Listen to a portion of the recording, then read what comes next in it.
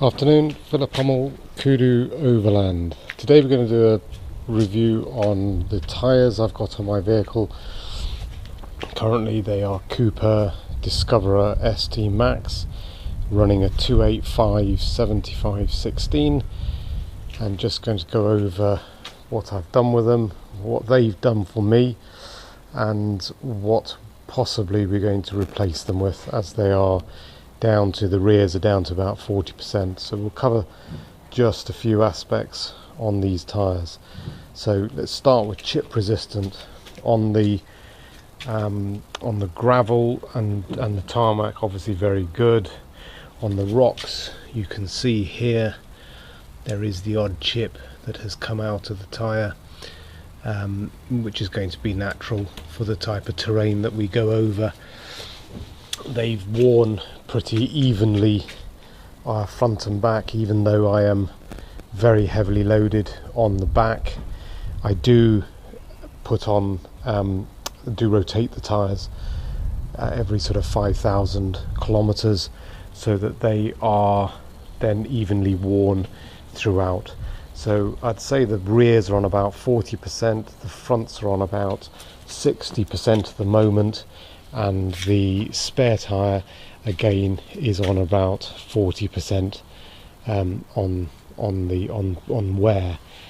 There's a little bit of wear, uneven wear on the actual surface of the tyre, but that's probably due to me rather than the tyre on the inflations, and maybe a little bit of tracking issues. You can see there's the odd chip on the tyre where the tread is starting to come away a little bit, a bit more of one up here. No splits in the tyres at all. They have got no cracks on the sidewalls. They've done 30,000 miles to date, and have genuinely been pretty pleased with the tyres, the way that they've handled. My only problem with them is in mud.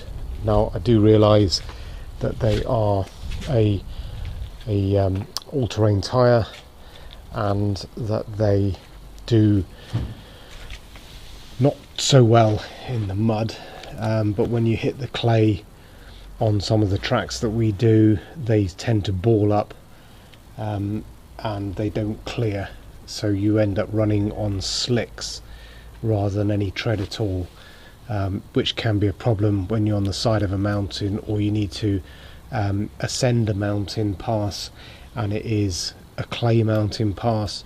You very quickly lose traction, and then you end up with a problem, and the winch tends to come out, which is okay every now and again, but when you're doing long mountain passes, they're probably not the best. So in mud, I'd rate them pretty poorly. On clay mud, general mud, they're okay. The vehicle tends to, because it is quite heavy on the back, it doesn't tend to ride straight. It tends to, you get into a rut, and the tyre moves slightly on the rut, between the ruts. I have been lowering pressures and working on the pressures that I run. So in a lot of mud, I lower the pressures down to the rears about 35 and the fronts down to about 25, and only 35 because of the weight that I carry.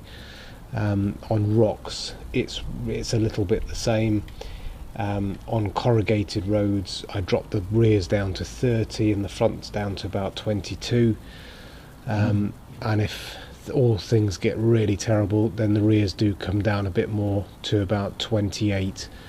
But any lower than that, then I tend to start seeing the sidewall bulge too much, and the last thing I want is to pop a tyre off the rim. So all in all, generally quite pleased with these tyres. They've done me well. As I said, there've been no punctures at all, so very happy with that, considering some of the stone that we've gone over in the last 30,000 miles. But yeah, it's the mud is the issue. So the question is, what tyre do we go for to change them with? There's not an awful lot on the market with a decent sidewall protection on them. So just watch this space, and we will see what comes of the tyres. Thank you for watching. Bye.